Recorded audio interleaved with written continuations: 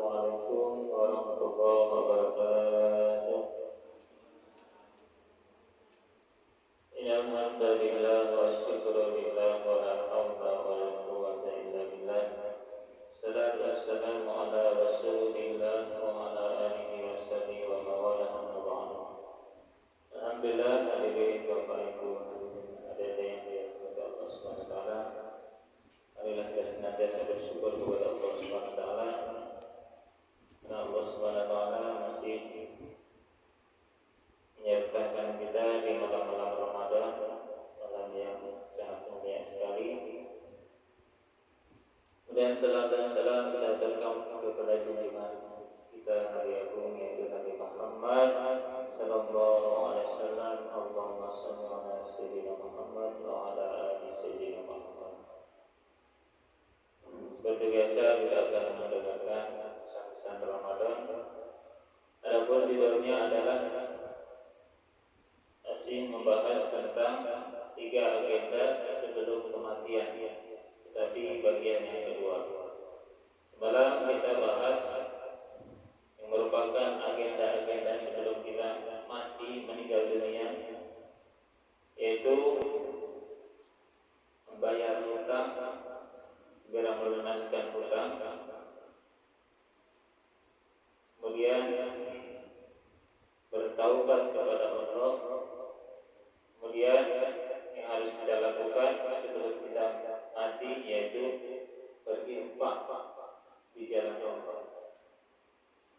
Adapun malam hari ini yang pertama, kita sebelum kita kematian itu datang menjemput kita, karena kita pasti akan merasakannya satu saat nanti. Yang pertama, menunaikan amanah. Maka di dalam hidup ini terkadang ada amanah, dan Allah juga mengamanahkan kita seperti agama Ad-Dinul Islam, agama yang harus kita jalankan, yang merupakan amanah dari Allah. Secara harfiah, amanah artinya dipercaya, secara khusus yaitu mengembalikan sesuatu yang dititipkan oleh seseorang kepadanya. Maka adalah umumnya menyampaikan atau melaksanakan sesuatu yang ditugaskan kepadanya. Dan sifat ini bukan hanya penting dan termasuk daripada bagian daripada akhlak yang mulia. Karena kualitas keimanan seseorang sangat tergantung kepada apakah dia bisa menjalankan amanah atau dia berkhianat. Tentang jabatan, apakah dia amanah atau berkhianat. Rasulullah SAW bersabda, la imana liman la amanata lahu wa la dina liman la ahda lahu. Artinya tidak sempurna iman seseorang yang tidak amanah, dan tidak sempurna agama seseorang yang tidak menunaikan janjinya. Amanah merupakan sesuatu yang sangat penting. Allah Subhanahu wa taala berfirman, "Innallaha ya'murukum an tu'addul amanati ila ahliha." Sesungguhnya Allah menyuruh kamu menyampaikan amanah kepada yang berhak menerimanya. Maka begitu penting menjaga dan melaksanakan amanah. Di dalam satu hadis Rasulullah SAW bersabda tentang amanah yang belum ditunaikan. Seseorang terbunuh di jalan Allah, Allah menghapuskan dosa-dosa kecuali amanah. Ia berkata, akan datang seorang hamba pada hari kiamat, meskipun ia terbunuh di jalan Allah, kemudian dikatakan kepadanya, laksanakanlah amanahmu. Ia menjawab, ya Rabb, bagaimana sedang di dunia ini telah binasa? Maka diperintahkan lagi kepadanya, laksanakanlah amanahmu. Ia menjawab, ya Rabb, bagaimana sedangkan dunia telah sirna? Ibnu Mas'ud berkata, kemudian dikatakan,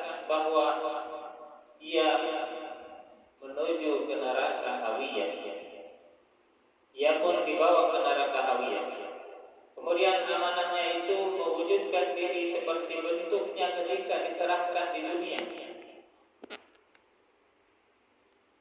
Kemudian orang itu melihat dan mengenalnya, lalu ia turun mengikuti jejak amanah itu hingga berhasil mendapatinya. Kemudian dia pikul di atas kedua pundaknya hingga dia melihat, mengira kalau ia sudah keluar. Maka amanah itu terlepas dari kedua pundaknya. Kemudian ia mengejarnya lagi, dan selama-lamanya seperti itu. Ibnu Mas'ud radhiyallahu anhu berkata, salat adalah amanah, wudu adalah amanah, timbangan adalah amanah, takaran adalah amanah. Ibnu Mas'ud menyebutkan beberapa hal lagi, yang paling berat adalah barang titipan.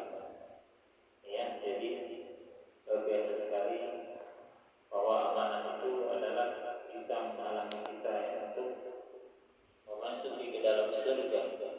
Jadi amanah yang diberikan ini merupakan yang paling berat yang harus kita laksanakan, karena di dalam hadis ini orang yang mendapati amanah yang belum ditunaikan, maka dia akan selalu mengejar amanah tersebut sehingga dia diperintahkan untuk masuk ke dalam neraka walaupun seorang syahid, sehingga dia akan mengejar-ngejar terus di akhirat sampai amanah itu lepas dari punggungnya, kemudian dia kejar lagi itu terus sampai dia dimasukkan ke dalam neraka hawiyah. Na'udzubillah min dzalik.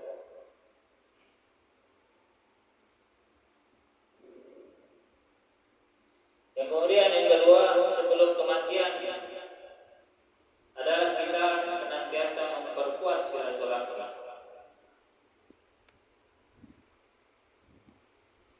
Rasulullah SAW bersabda, ya ayyuhan nas afshus salam wa at'imut ta'am wasilul arham wa sallu bil lail wan nasu niyamun tadkhulul jannata bisalam. Wahai manusia, tebarkanlah salam, berikanlah makan, sambunglah hubungan silaturahmi, salatlah di waktu malam sementara orang-orang tidur, niscaya akan kalian masuk surga dengan selamat. Hadis riwayat Tirmidzi.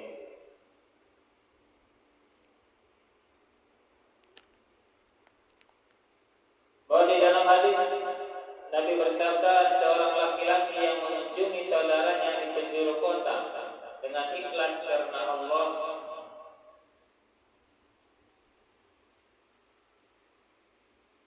bahwa merupakan penghuni surga. Hadis riwayat Nasai dan Abu Nuaim. Maka apabila persaudaraan kita putuskan, maka kita pun akan terancam tidak masuk surga. La yadkhulul jannata qatil. Tidak akan masuk surga orang yang memutuskan tali silaturahim. Qala Sufyan fi riwayatihi yakni qatilur rahim. Sufyan berkata di dalam riwayatnya, yaitu orang yang memutuskan tali persaudaraan. Jadi jangan sampai kita memutuskan tali persaudaraannya. Bahkan kita diperintah untuk memperkuat tali persaudaraan, bukan memutuskan tali persaudaraan. Maka ancamannya berat, bisa menghalangi masuk surga. Menunaikan amanah, menyambungkan silaturahim. Kemudian yang terakhir, yang ketiga, sebelum kita mati adalah kita beramal soleh. Seperti mana berinfak,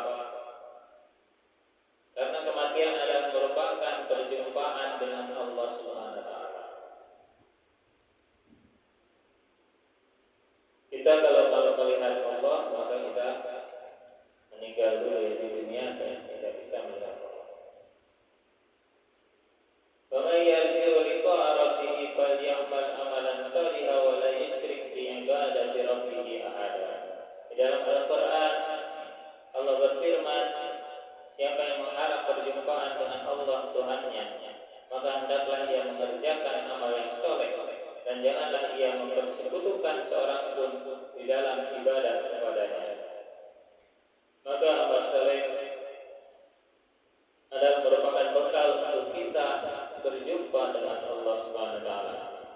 Sesudah sesudah kematian kita pun akan menjadi bahan pembicaraan antara buah tutur kata yang baik, sesuatu yang bagus sebagaimana Nabi Ibrahim alaihissalam, dan berdoa kepada Allah Subhanahu wa taala yang disebutkan di dalam Al-Qur'an, waj'alni lisana sidqin fil akhirin, dan jadikanlah aku buah tutur kata yang baik bagi orang-orang yang datang kemudian. Ternyata kita selalu berdoa di dalam salat, Allahumma shalli ala sayyidina Muhammad wa ala ali sayyidina Muhammad, wa shalli ala sayyidina Ibrahim wa ala ali sayyidina Ibrahim. Maka seluruh dunia mendoakan kepada Nabi Muhammad, Nabi Ibrahim, dan menjadi buah tutur kata yang baik, karena para nabi itu sudah menjadi awalun, orang-orang yang awal dalam beramal soleh. Lagi-lagi kita bulan Ramadan, maka kita ada kewajiban berpuasa yang merupakan amanah untuk kita. Kemudian kita juga membayar zakat, zakat mal, ada zakat fitrah, ada zakat yang lain, ada zakat profesi. Apabila seseorang yang bekerja di perusahaan, ada pegawai yang gajinya di atas 4 juta rupiah, maka ada wajib zakat per tahun sekitar 1 juta lebih. Karena kenapa diambil hadis zakat profesi itu? Karena tidak ada di zaman dulu. Bahwa inti daripada tujuan zakat adalah membagikan harta yang berkemampuan kepada orang-orang fakir miskin. Maka kalau dulu pedagang, petani dan sebagainya, maka petani itu maka lahan itu semakin berkurang, jadi sedikit petani. Jadi harta itu mengalir di kalangan para pejabat, para pegawai, sehingga itulah yang diambil dari sebagai zakat profesi. Jadi mengambil daripada inti daripada tujuan zakat itu sendiri. Mudah-mudahan pesan-pesan Ramadan yang bermanfaat. Bila itu yang Assalamualaikum